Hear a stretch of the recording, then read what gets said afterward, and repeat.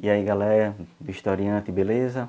Vamos aqui para mais uma Interferência Historiante, com uma garganta aí um pouco rouca. E hoje vamos falar sobre um estilo musical que foi um divisor de águas, tanto dentro aí da música como da própria cultura entre os anos 80 e início dos anos 90.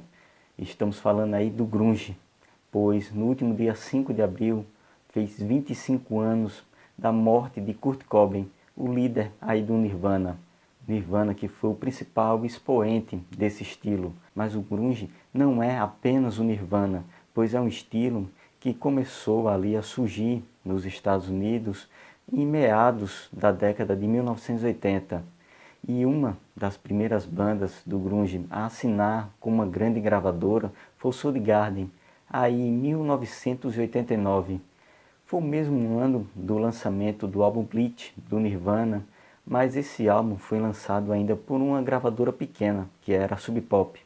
Só no ano seguinte é que o Nirvana veio assinar aí com a grande gravadora, que foi a Geffen, e foi a partir daí que ocorreu esse grande boom do Nirvana, pois foi na gravadora Geffen que o Nirvana lançou o Nevermind, que graças à música Smell Like Teen Spirit, que era uma música que foi tocada exaustivamente na MTV, o Nirvana chegou a desbancar Michael Jackson no topo ali da Billboard. E com essa subida do Nirvana, ele levou consigo várias bandas ali do meio do som de Seattle, como o grunge era chamado. Bandas como o Pearl Jam, o próprio Soundgarden, o Alice in Chains, aproveitaram também essa subida no Nirvana e tiveram álbuns aí que foram muito bem conceituados ali dentro da Billboard.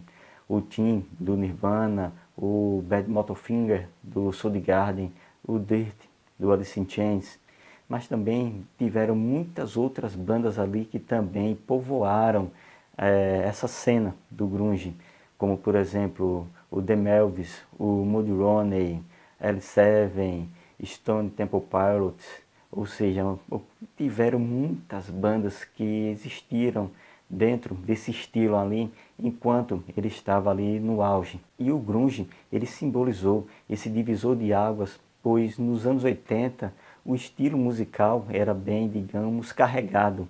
Era tanto que era a década dos excessos.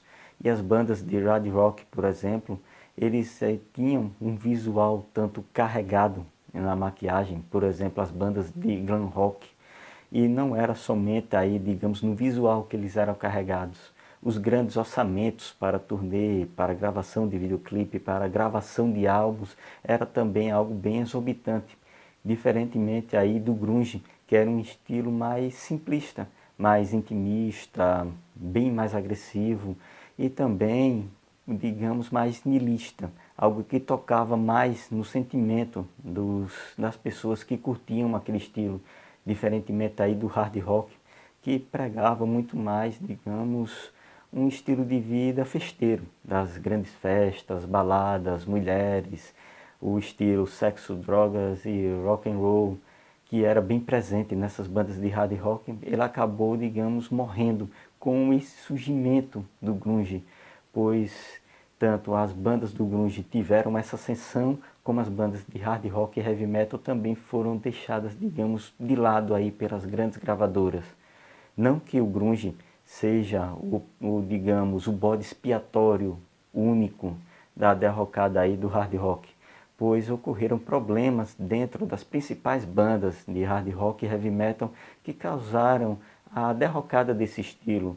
Temos aí, por exemplo, o Guns N' Roses, que depois do lançamento do Use Your Illusion em 1991, só veio lançar o Chinese Democracy anos depois.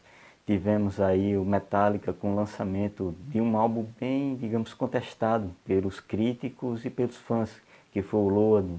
Tivemos a saída, por exemplo, de Rob Halford, do Judas Priest, do Bruce Dickinson, do Iron Maiden, do Max Cavalera, do Sepultura, do Sebastian Bach, do Skid Row, ou seja, tudo isso aí ali até meados da década de 1990, e tudo isso aí levou também a uma derrocada desse estilo, uma saída, digamos, da grande mídia, dos grandes holofotes que estavam agora voltados para o grunge.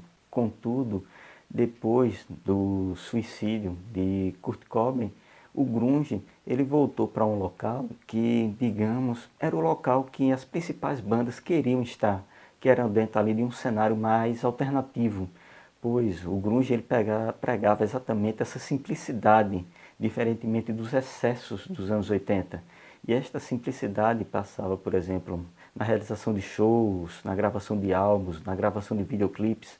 Só é você comparar, por exemplo, a produção de um videoclipe do Guns N' Roses, por exemplo, November Rain, e a gravação de um videoclipe, como, por exemplo, Smell Like Teen Spirit ou Ebb and Flow. Smell Like Teen Spirit aí do Nirvana e Ebb and Flow do Pearl Jam.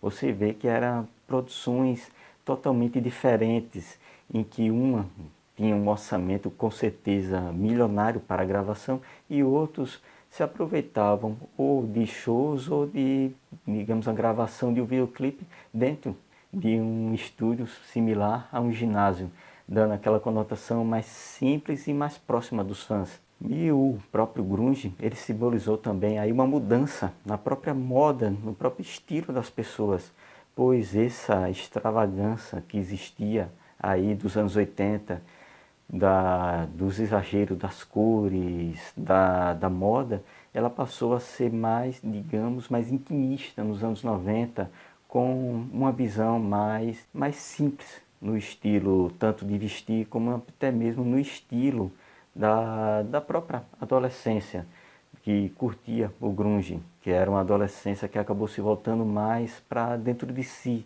devido tanto o próprio estilo e a própria, digamos, temática das principais músicas serem temáticas que voltavam para o interior das pessoas. E o grunge simbolizou exatamente isso, uma mudança tanto dentro da música, do estilo musical, como até mesmo da própria cultura da sociedade. E o suicídio de Kurt Cobain, a morte dele, não simbolizou, digamos, a morte do grunge, pois várias bandas continuaram a existir depois do Nirvana. O Pearl Jam, ele não se extinguiu, ele continua ativo até hoje.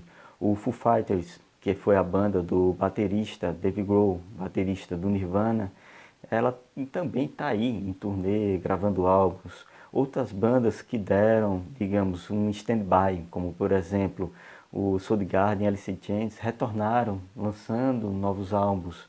Ou seja, o estilo o grunge, ele não deixou de existir, mas ele saiu desse holofote da grande mídia. E era algo desejado por essas bandas que desejavam algo mais simples e mais voltado para o fã, e não voltado para as grandes marcas, grandes gravadoras.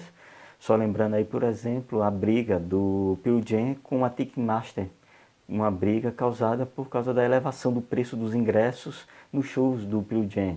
Aí nós tivemos aí uma luta pelo fã, ou seja, essa proximidade da banda com o seu fã, que era algo prezado por essas bandas aí de grunge.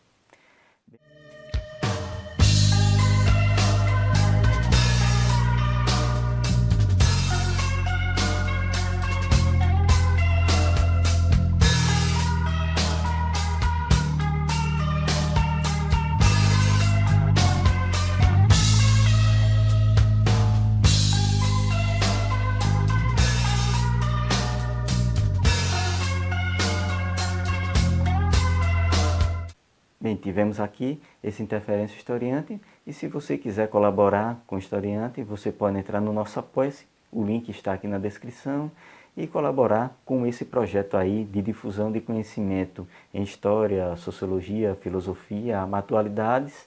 E não deixe de seguir o Historiante nas nossas redes sociais, Instagram, Facebook, Twitter. Também seguir aqui no TV Historiante, marcar aqui a sinalização para ficar por dentro das novidades que saem aí toda semana. E não deixe de curtir e compartilhar esse vídeo aí com todos os seus amigos. Beleza, pessoal? É isso aí.